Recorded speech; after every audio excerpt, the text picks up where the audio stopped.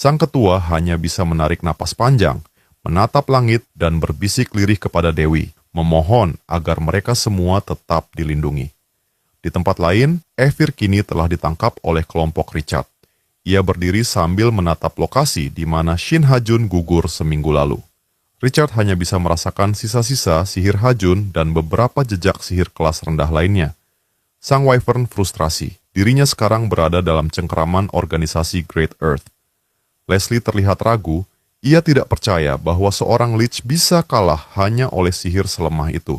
Ia memandang Alejandro, meminta penjelasan tentang respons energi lainnya. Alejandro mengangguk, mengatakan bahwa ia sudah memeriksa aura, prana, dan gaya sihir, tapi tidak menemukan apapun. Richard lalu menyela, bertanya apakah Alejandro sedang menyiratkan bahwa tulang sang Lich dihancurkan hanya dengan kekuatan fisik semata.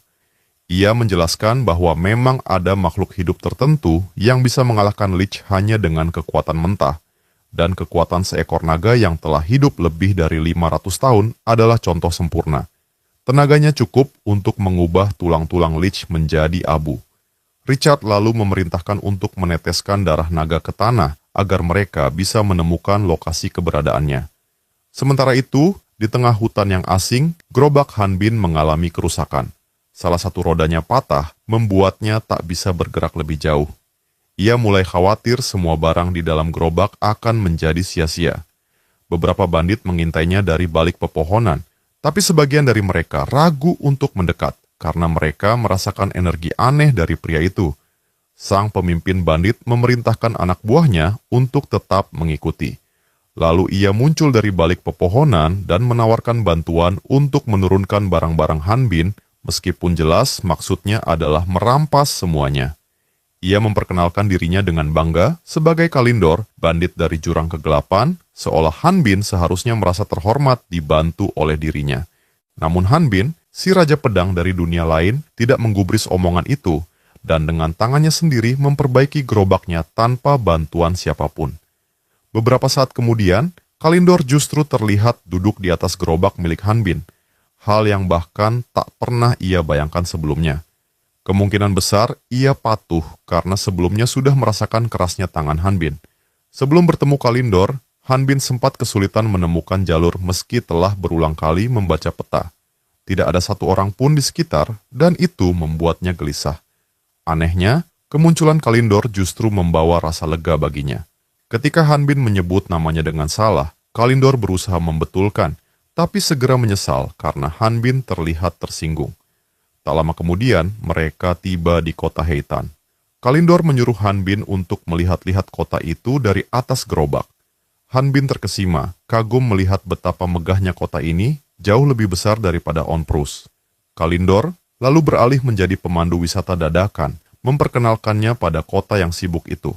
Saat mereka memasuki kota, ia menunjuk ke arah jurang besar dan mengatakan bahwa itu adalah dungeon Lembah Kawah, dungeon terbesar dan paling terkenal di wilayah utara.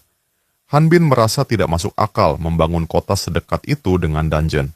Namun, Kalindor menjelaskan bahwa pintu masuk dungeon berada di dasar jurang, sehingga sangat jarang ada monster yang mampu memanjat sampai ke atas. Meskipun begitu, sebagai pemburu, tinggal dekat dungeon memang lebih praktis untuk mobilitas. Han Bin mengangguk pelan, setuju bahwa lokasi yang dekat memang membantu, tapi ia juga sadar bahwa menuruni jurang itu diam-diam bukan hal mudah. Kalindor lalu memberitahunya bahwa mereka telah tiba di pusat kota, tapi mereka harus bersabar karena lalu lintas di sana sangat padat. Dengan ukuran kota sebesar ini, menembus keramaian jelas bukan perkara mudah. Melihat Han Bin yang lengah, Kalindor mencoba melarikan diri. Ia tahu bahwa begitu sampai di gerbang kota, identitasnya akan diperiksa dan semua kesalahannya akan terbongkar. Namun Han Bin langsung menegurnya untuk diam. Kalindor tak berani membalas, karena ia sadar ini adalah kali pertama Han Bin memasuki kota. Ia belum tahu betapa keras dan gilanya tempat ini. Kalindor akhirnya membuka mulut dan mengungkapkan bahwa di ujung lembah kawah ada kamp penjara yang menampung para kriminal paling berbahaya dari seluruh wilayah utara. Tempat itu penuh dengan penjahat kejam yang sudah tak bisa lagi disebut manusia biasa. Ia memperingatkan bahwa bandit kelas Terry seperti dirinya takkan bertahan lama di sana, dan andai hanya itu masalahnya, mungkin ia masih bisa bertahan. Tapi sekarang, ada satu pendatang dari dunia lain yang juga dikurung di sana, dan bahkan para tahanan paling keji pun ketakutan padanya. Han Bin mengulang kata pendatang dunia lain dengan tidak percaya. Kalindor mengangguk, menyebut sosok itu sebagai iblis yang akan mencabik-cabiknya jika ia sampai masuk ke tempat itu. Ia memohon dengan suara gemetar agar Han Bin melepaskannya. Namun sebelum permohonan itu selesai, seorang petugas kota muncul mendekat. Han Bin segera menyodorkan kantong uang kepada Kalindor dan mengatakan pada petugas bahwa orang itu hanyalah pekerja malas yang sedang ia tegur. Ia lalu menunjukkan kartu identitasnya. Kalindor yang kebingungan menanyakan mengapa ia diberi uang.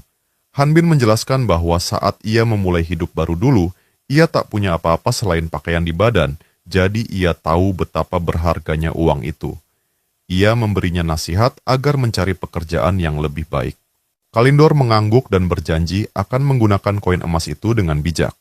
Namun Han Bin kemudian tersentak, menyadari bahwa ia telah memberikan kantong yang salah, koin yang seharusnya disimpan, dan buru-buru memanggil Kalindor.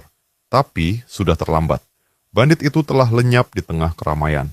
Di tengah hiruk-pikuk jalanan kota Heitan, Han Bin mendesah panjang. Ia sadar bahwa dirinya benar-benar dalam masalah. Uang yang tersisa tidak akan cukup untuk bertahan lama. Meski ia tak menyukainya, ia mempertimbangkan untuk kembali ke pekerjaan konstruksi melalui asosiasi pembangunan. Setidaknya penghasilannya masih lebih baik dibanding para pemburu yang berdiri di jalan membawa papan mencari pekerjaan. Ia pun mulai merasa bahwa kepergiannya dari tempat sebelumnya mungkin sia-sia. Ia menelusuri jalan untuk mencari tanda asosiasi pembangunan dan tiba-tiba matanya tertumbuk pada sosok yang tak asing. Temannya yang mengangkat papan bertuliskan membutuhkan veteran militer. Tanpa pikir panjang, Han Bin menariknya dan langsung kabur dari tempat itu. Setelah keduanya tenang, mereka duduk di sebuah kafe sederhana, menikmati secangkir teh yang mengepul hangat. Artise mengomentari bahwa di kota besar ini tak banyak tempat nyaman, tapi duduk minum teh seperti ini membuat semua masalah terasa sepele. Saat ia bertanya mengapa Han Bin datang terlambat, sang Raja Pedang langsung memotong dan membalik pertanyaan, bertanya apa yang sebenarnya dilakukan Artise di sana dan bagaimana bisa ia sampai lebih dulu 2 hari sebelumnya. Han Bin kemudian mengakui bahwa ia terlambat karena tersesat. Ia mengingat bahwa sebelum berangkat, Ketua asosiasi berpesan agar ia merahasiakan identitasnya dan naga karena identitas barunya akan dikirim melalui perantara. Sayangnya, ia benar-benar lupa bahwa seharusnya ia bertemu dengan broker itu. Setelah sedikit menenangkan diri, Han Bin mengatakan pada Artise bahwa ia sangat berterima kasih dan ingin merekrutnya ke dalam tim. Tapi ia memperingatkan bahwa bergabung dengannya tidak akan membawa kebaikan. Artise hanya mengatakan bahwa ia menyesal sudah membeli rumah tempat mereka bersantai sekarang. Han Bin lalu bertanya, siapa yang akan jadi pemimpin kelompok? Artise menatapnya heran dan berkata, bagaimana mungkin ia bisa jadi pemimpin kalau ada Han Bin? Namun Han Bin menolak, mengatakan bahwa ia hanyalah level 5. Ia bahkan berseloroh bahwa kalau sampai ia jadi terkenal karena itu, maka ia takkan pernah mendapat kesempatan bertemu para dewi. Artise setuju, karena justru para inkuisitor heresi yang akan mengetuk pintu mereka lebih dulu. Han Bin menyadari bahwa tujuannya adalah untuk menyembunyikan identitasnya dan terus naik level secara diam-diam. Tapi kenyataannya, kebanyakan monster tidak cukup kuat untuk memberinya pengalaman berarti. Artise bisa memahami betapa frustrasinya itu. Ketika Han Bin bertanya apakah di rumahnya ada air, sang penyihir menunjuk ke arah belakang lemari pendingin dan mengatakan bahwa ia bisa meminumnya. Han Bin tercengang, matanya nyaris melotot keluar dari kepalanya melihat ada kulkas di dunia ini. Artise hanya bisa menghela napas. Apakah semua pendatang dari dunia lain selalu memandang rendah dunia ini dan semua keajaibannya? Setelah terjebak di pegunungan batu dan kehilangan harapan selama sekian lama, Han Bin akhirnya menemukan kegembiraan saat melihat lemari pendingin penuh dengan air dan minuman di hadapannya. Ia tidak sabar untuk membuka dan menikmati isinya. Namun, saat tangannya menyentuh gagang pintu lemari pendingin itu, Sistem memberitahunya bahwa levelnya tidak mencukupi. Untuk membuka lemari pendingin, pengguna harus minimal berada di level 10. Han Bin pun panik, berteriak dengan kesal, mempertanyakan mengapa membuka kulkas saja membutuhkan level tertentu. Di tengah kekacauannya, Artise mencoba menyelamatkan kulkas miliknya dari amukan si gila dan menjelaskan bahwa kulkas adalah alat sihir. Jadi wajar jika penggunaannya memiliki syarat tertentu. Tapi bagi Han Bin, tak ada yang wajar dari semua ini. Di dunianya, tidak pernah ada yang namanya sistem level atau alat sihir seperti ini. Han Bin pun memaki alat-alat sihir dan artefak, hingga Artise mengungkapkan bahwa semua alat itu, baik artefak maupun alat sihir, adalah fondasi dari dungeon yang diciptakan oleh Ormflaus, sang dewa iblis. Artise, yang tengah merenung sejenak, mengatakan bahwa ia punya ide agar Han Bin bisa dikenal luas meski levelnya rendah. Han Bin bingung, bertanya apa maksudnya. Artise lalu menjelaskan bahwa rencananya sangat sederhana. Mereka akan membuang nama Han Bin.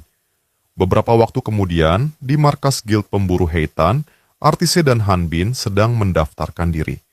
Petugas pendaftaran yang menangani Artise mengumumkan bahwa batu sihir telah mengonfirmasi levelnya di angka 37, dan registrasinya sebagai pemburu pun resmi selesai.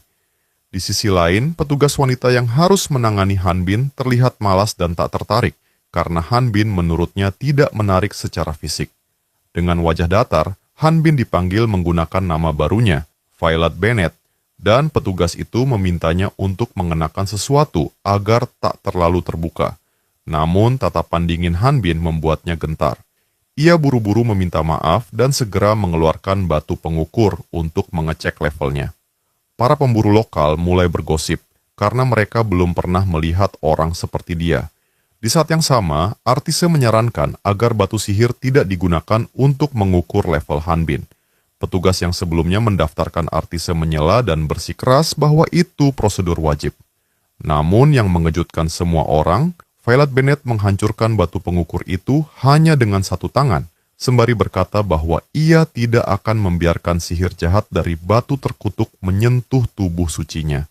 Semua yang menyaksikan terdiam, mereka tak hanya terpana melihat kekuatan Han Bin, tapi juga terkejut dengan tuduhannya bahwa batu pengukur adalah sihir jahat. Para pemburu lokal mulai berbisik-bisik, mengira bahwa dia adalah sosok misterius dari rumor yang pernah mereka dengar, seseorang yang menyebut batu pengukur sebagai sihir jahat dan memiliki kekuatan luar biasa. Sementara itu, Artise hanya menyunggingkan senyum puas. Dengan nada penuh hormat, petugas pendaftaran bertanya, apakah Han Bin berasal dari ras legendaris yang dikenal sebagai ras perang, Valtera. Artise pun memperkenalkannya secara resmi.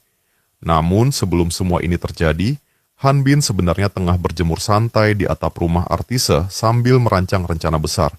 Mereka akan menipu seluruh kota dengan membuat semua orang percaya bahwa Han Bin adalah pejuang hebat dari ras Valtera dengan nama baru Violet Bennett. Han Bin dengan ragu bertanya, apakah ras Valtera benar-benar ras pejuang? Karena menurutnya mereka terlihat seperti sekelompok pamer yang hanya mengandalkan penampilan. Artise menjelaskan bahwa suku Valtera adalah suku unik yang tinggal di pegunungan Baren di timur jauh.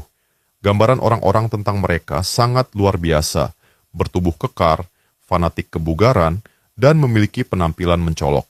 Salah satu contohnya adalah Cheolsu, anak berusia 8 tahun dengan tubuh tak manusiawi dan kekuatan brutal. Ibunya juga dikenal sebagai pejuang tangguh, dan kakeknya yang berusia 84 tahun menunggangi peliharaan level 40 bernama Kalikut sebagai alat transportasi. Bahkan, adik perempuan Cheolsu yang baru berusia 3 tahun memiliki peliharaan level 27 bernama Spotty. Ia pun bertanya, di mana ayah dari Cheolsu? Artise menjawab dengan nada tenang bahwa ayah sang pejuang, Violet Bennett, telah berangkat menuju benua Latna demi melindungi keluarga tercintanya. Han Bin tercengang saat mendengar dirinya disebut sebagai ayah dari anak Valtera. Ia bertanya-tanya dalam hati, kenapa justru dia yang harus jadi ayah? Artise hanya tertawa kecil dan mengungkap bahwa semua ini adalah bagian dari skenario Violet Bennett yang sudah mereka susun bersama. Han Bin mengeluh, tak habis pikir apa gunanya membuat seorang lajang harus berkeliling kota dalam keadaan malu setengah mati. Namun bagi Artise, ini semua adalah langkah awal. Jika masyarakat mulai percaya bahwa Han Bin adalah pejuang Valtera, maka ia tak perlu lagi menyembunyikan levelnya. Dengan identitas itu, saat Han Bin semakin dikenal karena prestasinya menaklukkan dungeon, ia pasti akan menarik perhatian keenam dewi. Han Bin mengingatkan bahwa untuk bisa menjadi pemburu resmi, ia tetap harus menggunakan batu pengukur level. Tapi Artise punya rencana.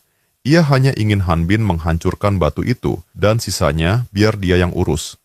Di sekitar mereka, para penduduk mulai bertanya-tanya mengapa ras Raja Pedang muncul di tempat ini. Artise menjawab dengan mantap bahwa ia datang untuk menjalankan tugasnya. Dalam hati, ia yakin bahwa penampilan Han Bin memang cocok untuk disalahartikan sebagai pejuang Valtera. Ia pun masuk lebih dalam ke peran yang telah mereka ciptakan. Dengan nada bercampur kekhawatiran, Artise menegaskan bahwa menghancurkan batu pengukur sebenarnya tidak perlu. Karena itu, hanya membuat petugas pendaftaran ketakutan. Han Bin meminta maaf, mengakui bahwa ia terbawa suasana. Artise pun ikut meminta maaf atas nama sahabatnya, menjelaskan bahwa Han Bin adalah orang baru di wilayah itu. Lalu ia mencoba menjelaskan kepada petugas bahwa batu pengukur menggunakan sihir, sementara para pejuang Valtera sangat melarang keras penggunaan artefak atau benda apapun yang berhubungan dengan sihir. Dari belakang, Han Bin berseru menyebut batu itu sebagai batu iblis. Artise buru-buru menenangkan dan meyakinkan bahwa mereka akan mengganti kerusakan yang terjadi. Petugas kemudian memberitahu bahwa mereka tidak akan bisa bertindak sebagai satu kelompok tanpa pendaftaran resmi. Artise tak khawatir, karena ia sudah menyiapkan rencana lain. Han Bin akan terdaftar sebagai pengawal pribadinya. Dalam hati Han Bin menggerutu, merasa kalau sejak awal ia tahu bahwa pura-pura menjadi pejuang Valtera itu tidak masuk akal. Namun kenyataannya, berkat identitas sebagai Valtera, ia berhasil lolos tanpa harus mengukur level. Dan menjadi pengawal pun tidak masalah baginya, meskipun prosesnya rumit dan menjengkelkan, karena kali ini Artise yang akan mengurus semuanya. Saat petugas meminta dokumen pembuktian status pengawal Valtera, Artise beralasan bahwa dokumen tersebut tertinggal di rumah. Dengan tenang dan penuh percaya diri, ia membujuk sang petugas wanita menggunakan pesona penampilannya. Tergoda oleh wajah tampannya, petugas itu langsung semangat dan mendaftarkan Han Bin tanpa ragu. Bahkan petugas lain turut mendekat dan mengajak Artise untuk minum bersama di bar terdekat. Artise menolak dengan sopan, menyebut bahwa alkohol terlalu berat untuknya. Namun, si petugas tidak menyerah dan menawarkan untuk minum kopi saja. Dari kejauhan, Han Bin yang menyaksikan semua itu hanya bisa menggerutu kesal. Ia merasa hanya Artise yang selalu jadi pusat perhatian. Namun, ia menenangkan diri, menyadari bahwa semua ini bisa terjadi berkat Artise, ia bisa bebas berjalan tanpa khawatir akan identitasnya. Ia juga sadar, tubuhnya memang tidak menarik perhatian perempuan. Tiba-tiba, sekelompok pria mengerumuninya. Mereka berusaha mengajak Han Bin bergabung ke tim mereka, bahkan ada yang mulai menyentuh otot-ototnya. Beberapa menawarkan kerjasama, hingga persentase pembagian hasil dungeon mencapai 70%.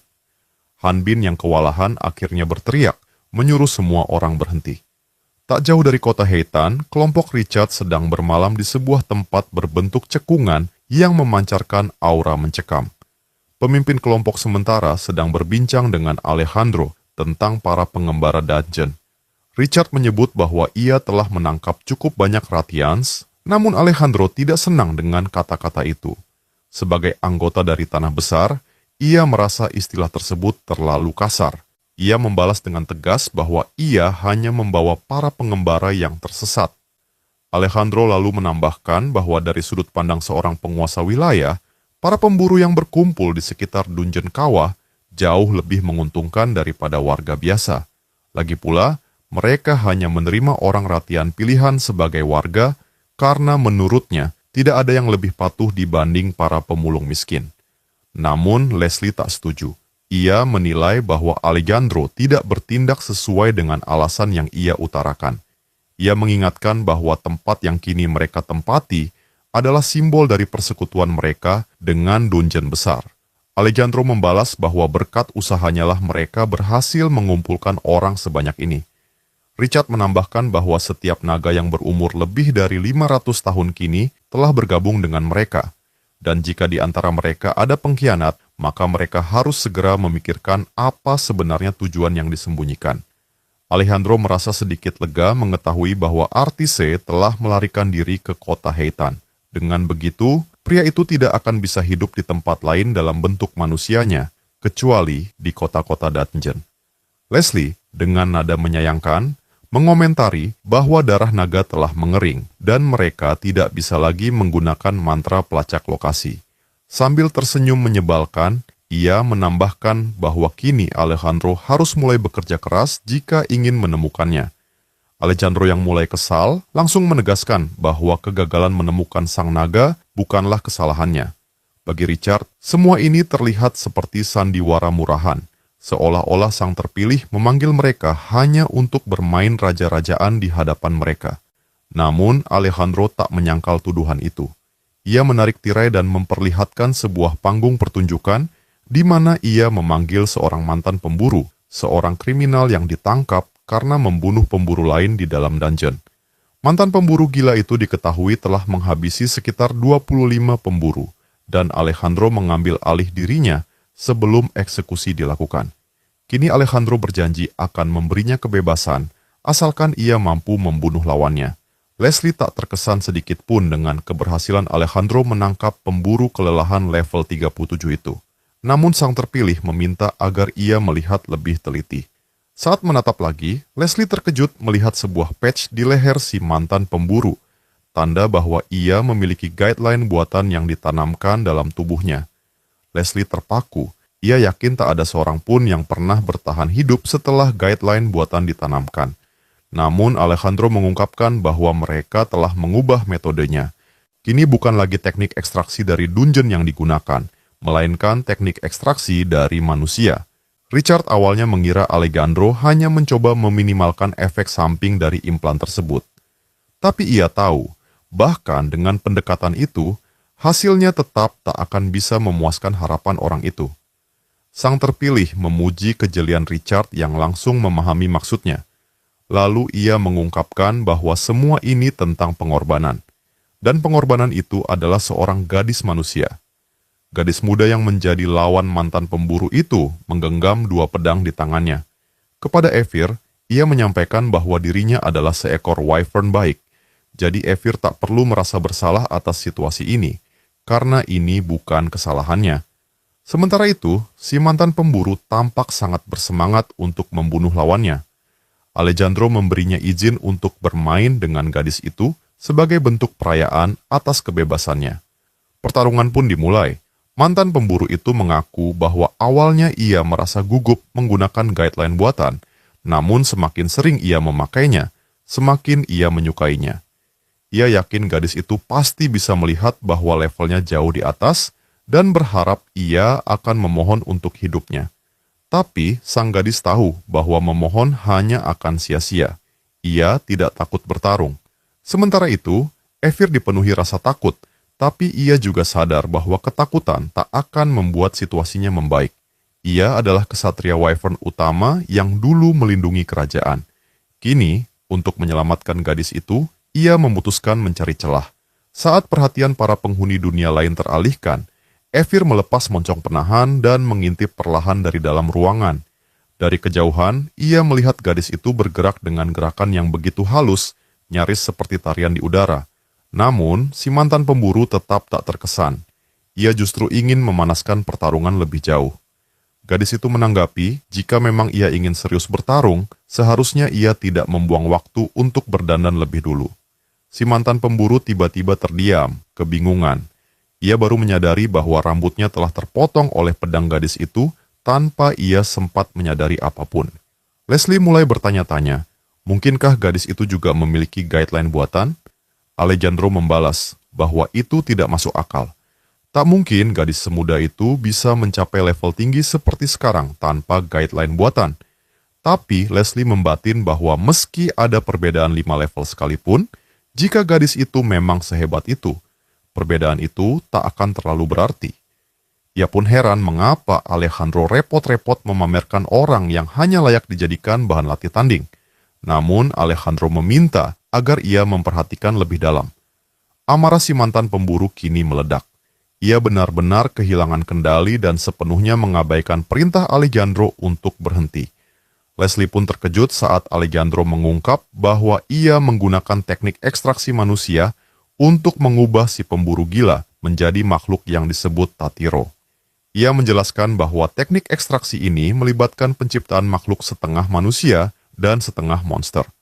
Dengan cara itu, efek samping dari guideline buatan dapat dinegasikan. Tatiro akan berubah wujud saat mencoba menggunakan skillnya. Hanya dengan teknik ekstraksi manusia, inilah efek buruk dari guideline dapat ditaklukkan. Mantan pemburu yang kini berubah menjadi setengah toro itu menyerang dengan brutal. Namun, sang gadis bereaksi lebih cepat.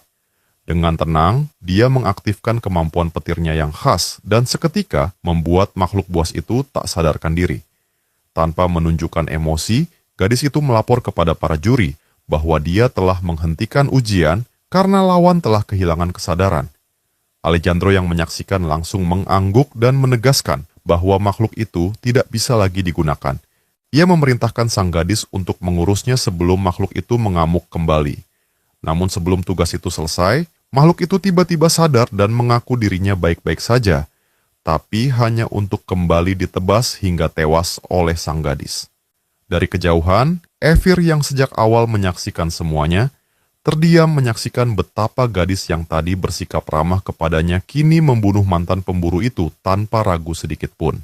Meski makhluk itu tampak seperti monster, Evir tahu bahwa ia dulunya adalah seorang ratian. Yang lebih mengejutkan baginya, gadis itu menuruti perintah Alejandro tanpa pertanyaan. Richard yang mengamati dari belakang teringat bahwa Alejandro pernah menyebutkan bahwa gadis itu buta. Ia pun menduga bahwa kemampuan pedangnya, baik sihir maupun teknik, dieksekusi berdasarkan panduan buatan. Sang terpilih pun menegaskan bahwa indera gadis itu sangat tajam, jauh melampaui manusia biasa. Richard mulai curiga. Jika itu benar, berarti eksperimen panduan buatan telah berhasil. Tapi ia juga bertanya-tanya, mengapa Alejandro belum melaporkannya kepada makhluk itu? Sang terpilih mengungkapkan bahwa setiap kali seseorang dengan panduan buatan membunuh lawan, mereka tidak bisa mendapatkan pengalaman. Leslie pun menyimpulkan bahwa panduan itu tidak bisa menyerap poin pengalaman. Tapi sebelum ia bisa melanjutkan analisanya, Richard memotong dan berkata bahwa menyerap poin pengalaman dari lawan yang dikalahkan bukan hanya kemampuan milik orang-orang dari bumi, tetapi juga milik monster-monster dari dalam dungeon. Alejandro menambahkan bahwa karena itulah mereka juga bereksperimen pada monster dungeon, namun seperti yang terlihat, masih ada efek samping yang tidak bisa dihindari.